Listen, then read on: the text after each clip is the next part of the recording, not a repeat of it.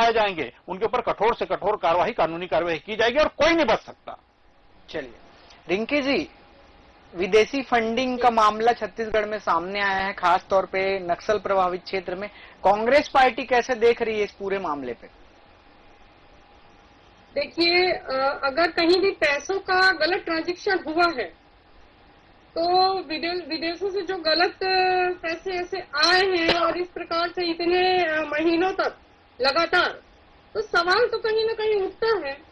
ये बात अच्छी है कि ईडी ने इस पर कार्यवाही की और बहुत अच्छी कार्यवाही की।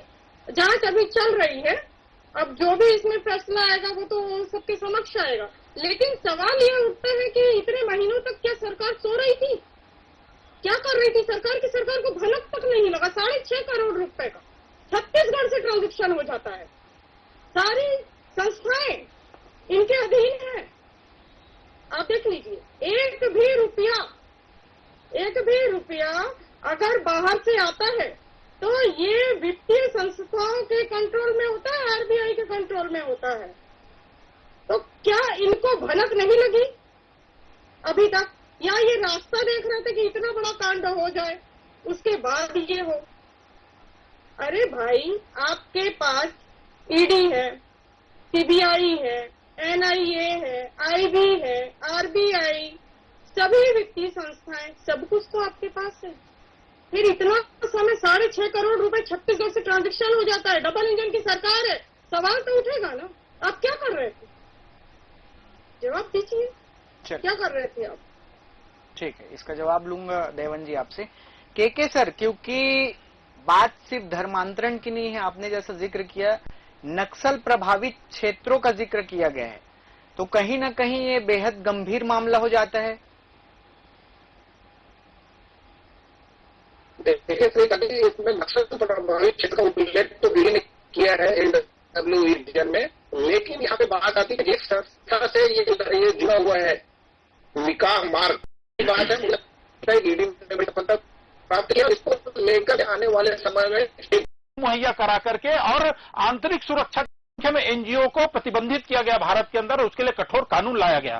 तो मुझे ऐसा लगता है कि विदेशी षड्यंत्र जो है वो अब दूसरे रूप में आ रहा है। चाहे मोदी जी के जो सुशासन है, मोदी जी की जो रणनीति है, उसमें जिस प्रकार से आतंकवाद पर कुठाराघात किया गया, आतंकवाद को जड़ मूल से कुचलने का जो उनके कार्यकाल में कार्य किया गया है, और अभी जिस प्रकार से माननीय अमित शाह जी की रणनीति के माध्यम से विष्णुदेव साय जी के सुशासन में नक्सलवाद को कुचलने का काम किया गया है, तो ये एक पैटर्न बदला है। ऐसा मुझे लगता है कि किसी भी प्रकार से धर्मांतरण के माध्यम से, चाहे जो गैर ऐसे लोग जो राष्ट्र के प्रति अहित सोचते हैं, ऐसे लोगों को धन मुहैया करा करके और आंतरिक सुरक्षा के साथ एक खिलवाड़, साथ ही साथ जो शांति व्यवस्था बनी हुई है देश के अंदर, चाहे वो धमतरी के अंदर हो, चाहे बस्तर में जो अभी शांति की व्यवस्था निर्माण हुई है, उसको बिगाड़ने का एक बहुत बड़ा तंत्र चल रहा है। और हम सभी जानते हैं धर्मांतरण वास्तविक में राष्ट्रांतरण होता है। और जिस प्रकार से कांग्रेस की जो रिंकी जी प्रश्न खड़ा कर रही थी, तो हमको कभी भी राष्ट्र का जब विषय आए तब तो हमको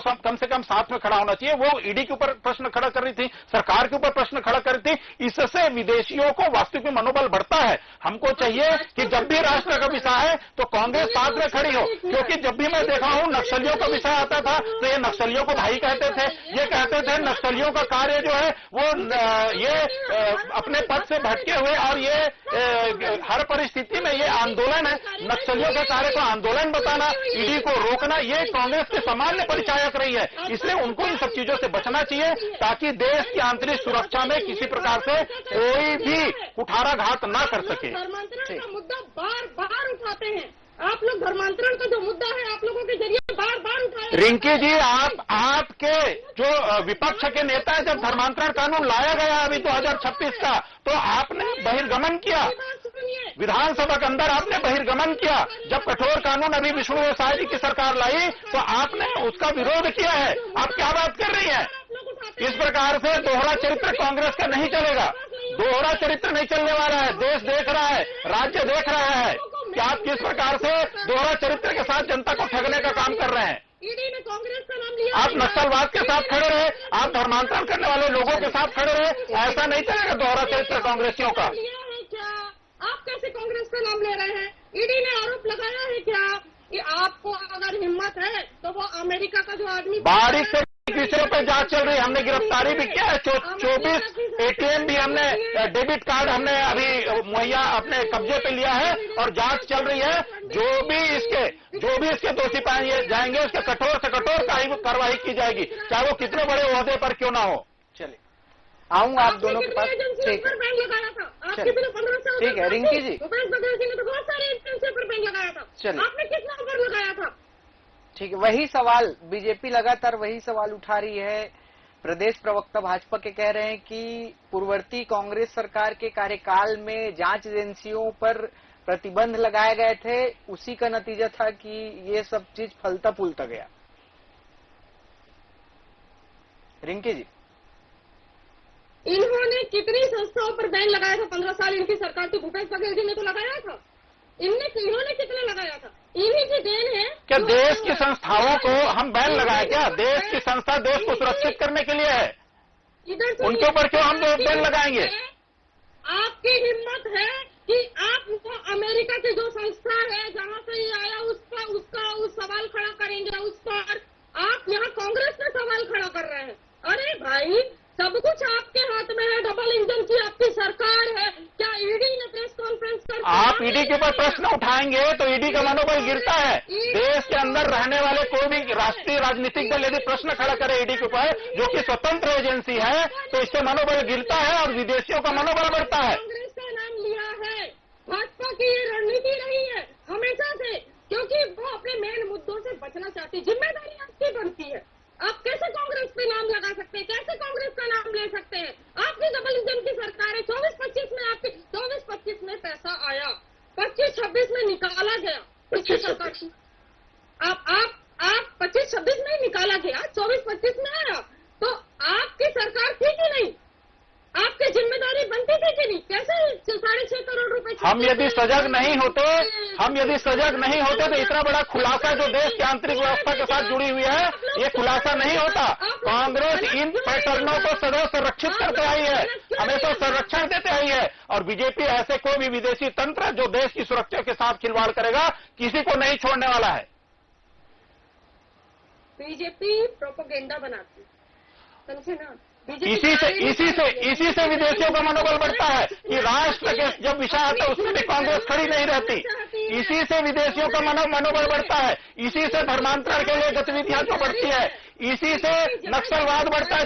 जो बातें आप करते हैं उसी से नक्सलवाद की गतिविधियां बढ़ती है, इसी से आतंकवाद की गतिविधियां बढ़ती है। आप राष्ट्र के हित के समय भी राष्ट्र के विषयों पर खड़ा नहीं होते। कांग्रेस का नाम ले लेते हैं। आप लोगों की अपनी बौखलाहट के चलते कांग्रेस का नाम ले लेते, क्योंकि कहीं आपको डर है कि कहीं ऐसा ना हो कि मेन मुद्दे सामने आ जाए। मेन जो देश के मुद्दे, क्या ये छोटा मोटा मुद्दा है? क्या ये छोटा मोटा मुद्दा है? ये छोटा मोटा मुद्दा है क्या? 6.5 करोड़ रुपए धर्मांतरण के लिए, नक्सलवाद के लिए यदि छत्तीसगढ़ में आया है, 95 करोड़ रुपए देश में यदि आया विदेशियों से, यार छोटा मुद्दा लग रहा है आपको? क्या ये छोटा मुद्दा है? कांग्रेस बोले कि ये छोटा मुद्दा है? आपके पास चलिए ठीक है रिंकी जी, जो सवाल आप उठा रही हैं, चलिए जो सवाल आप उठा रही हैं, कांग्रेस का नाम ले, चलिए रिंकी जी, कोई ठोस सबूत है क्या? ठीक है चलिए रिंकी जी, जो सवाल आप उठा रही हैं दयावंत जी से जवाब ले लेते हैं। दयावंत जी, देखिए, मेरा एक ही भाव है, आप जब भी राष्ट्र का हित का विषय आए तो राष्ट्र की एजेंसियों के ऊपर आप प्रतिबंध लगाए। जब भी राष्ट्र के लिए विषय आया तो आप उसके ऊपर क्वेश्चन मार्क खड़ा करते हैं। इससे आपको इतना तो सोचना चाहिए कि इतनी बड़ी स्वच्छंद स्वतंत्र एजेंसी है ईडी, उसका मनोबल गिरता है कि एक राष्ट्रीय पार्टी उसके ऊपर प्रश्न खड़ा कर रही है और हम उस विषय पर काम करें जो राष्ट्र हित के लिए है। और ये जो प्रश्न आप लोग खड़ा करते हैं कांग्रेसी, इससे विदेशियों का मनोबल बढ़ता है। और देश के अंदर जब भी राष्ट्रीय सुरक्षा की व्यवस्था की बात आएगी, Bharatiya Janata party front line पे खड़ी मिलेगी। क्योंकि ईडी ने कहीं भी प्रेस कॉन्फ्रेंस करके कहीं भी कांग्रेस का नाम नहीं लिया है। ईडी ने नाम ले रही है भाजपा।